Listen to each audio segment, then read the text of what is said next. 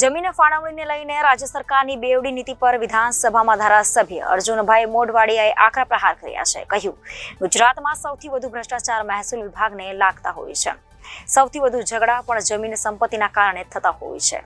આજે વિધાનસભામાં મહેસૂલ અને ખાણ ખનીજની માંગણીઓ પરની ચર્ચા દરમિયાન જમીન ફાળવણીને લઈને રાજ્ય સરકારની બેવડી નીતિ પર ધારાસભ્ય અર્જુનભાઈ મોઢવાડિયાએ આકરા પ્રહાર કર્યા હતા.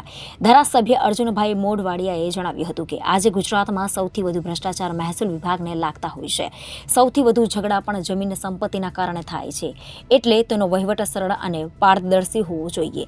આ વાતને ધ્યાનમાં રાખીને આઝાદી બાદ કોંગ્રેસ સરકારે જમીનોની એક સુનિયોજિત રીતે સમાન ધોરણે વહેંચણી કરી અને આજે આપણામાંથી ઘણાના નામ પર 7/12 રેવન્યુ રેકોર્ડમાં છે.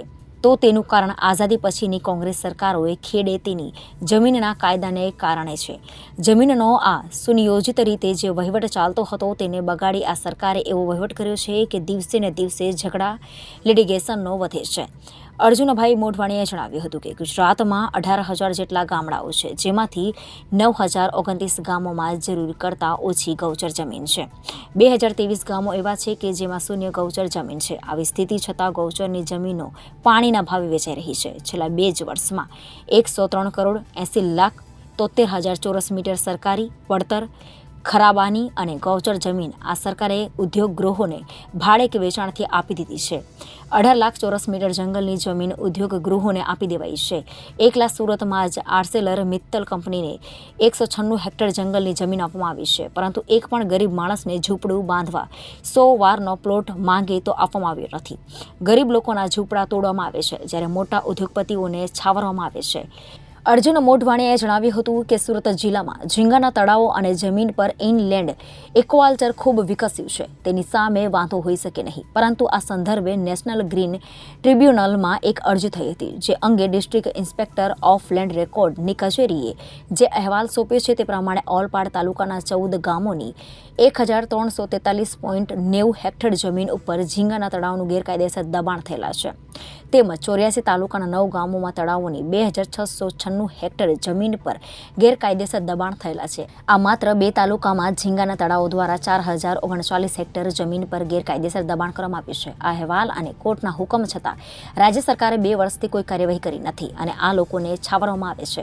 લોકોની રજૂઆતો સાંભળવામાં આવતી નથી. તેની સામે સામાન્ય લોકોને 100 વારના પ્લોટ ફાળવવા લેન્ડ કમિટી બેઠક પણ મળતી નથી. અર્જુનભાઈ મોઢવાડિયાએ જણાવ્યું હતું કે દરિયા કિનારે જે રેતી છે તે રેત માફિયાઓ ઉપાડી લઈ જાય છે અને તેના કારણે આખો દરિયા કિનારે ભયમાં મુકાય છે.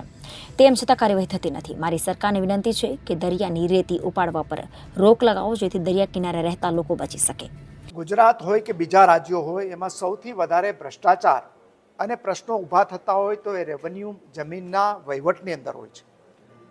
50% કરતાં વધારે ઝઘડાઓ પણ જમીનને કારણે થાય છે, સંપત્તિને કારણે થાય છે અને લિટિગેશનો પણ એને કારણે થાય છે. એટલે એનો વહીવટ સરળ બનાવવો જોઈએ અને ગરીબ લોકોનો જે જમીનનું સંસાધન છે એના ઉપર અધિકાર હોવો જોઈએ. પરંતુ રાજ્ય સરકાર છે એ મોટા ઉદ્યોગ ગૃહોને જમીનો આપે છે. 104 કરોડ ચોરસ મીટર જમીન છેલ્લા 2 વર્ષની અંદર મોટા ઉદ્યોગ ગૃહોને આપી છે. પરંતુ એની સામે નાના લોકોને 100 વારનો પ્લોટ હોય તો પણ મળતો નથી. નાના ઝૂંપડા તોડવામાં આવે છે, પરંતુ મોટા લોકોને છાવરવામાં આવે છે. સુરત જિલ્લાના ઓળપાડ અને 84 તાલુકાની અંદર જે ઝીંગાના તળાવો આવેલા છે એ સંદર્ભે નેશનલ ગ્રીન ટ્રિબ્યુનલમાં જે એક પિટિશન થઈ હતી એના સંદર્ભે જે કલેક્ટરને DILR district inspector of land રેકોર્ડ્સની કચેરીએ જે અહેવાલ સોંપ્યો છે એ પ્રમાણે ઓલપાડ તાલુકાના 14 ગામોની અંદર 1,805 તળાવોમાં 1,343.90 હેક્ટર જમીનમાં આ તળાવોનું ગેરકાનૂની દબાણ છે અને 84 તાલુકાના 3,836 તળાવોમાં જે 9 ગામોમાં આવેલા છે એમાં 2,696 હેક્ટર જમીનમાં દબાણ છે. આમ ખાલી 2 તાલુકાની અંદર 4,039 હેક્ટર જમીનનું દબાણ કરવામાં આવેલું છે. દબાણ CRZની જમીનમાં છે, મેનગ્રોવ્સની જમીનમાં છે અને સરકારી ખરાબાની જમીનમાં છે. આ અહેવાલ આવ્યા પછી પણ રાજ્ય સરકારે 2 વર્ષથી કોઈ પગલાં લીધા નથી અને આ લોકોને છાવરવામાં આવે છે. અનેક રજૂઆતોને સાંભળવામાં આવી નથી. એની સામે લેન્ડ કમિટીની મિટિંગ બોર્ડ મળવી જોઈએ, જે ગરીબ લોકોને 100 વારના પ્લોટ આપવા માટેની એ મળતી નથી. Bureau report Janadesh news, Gandhinagar.